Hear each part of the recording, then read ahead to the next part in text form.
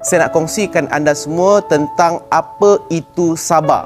Sebab bila cerita tentang sabar, mungkin senang di mulut tapi berat untuk kita lakukan. Orang boleh cerita tentang sabar 2 jam, 3 jam, tapi belum mampu dan belum tentu untuk kita tahan sabar walaupun seminit. Sebab apabila sabar ini dia ada kaitan dengan ujian. Sebab tiba-tiba kita nak sabar, tak kena. Sebab dia mesti ada suatu situasi yang berlaku dan kita boleh test kesabaran kita itu apa. Cuma tuan-tuan dan puan-puan, bila ujian nak cerita ni, ujian ada 2 kategori.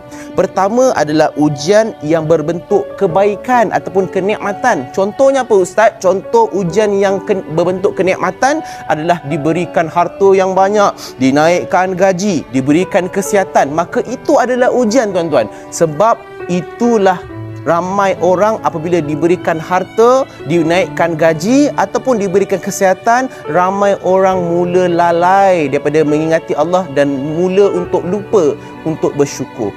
Ujian yang kedua yang perlu untuk kita belajar bersabar adalah ujian dari segi kekurangan ataupun keburukan. Contohnya, kita diuji dengan kesakitan, ada penyakit, dibuang kerja ataupun diuji dengan kemiskinan, tak cukup duit.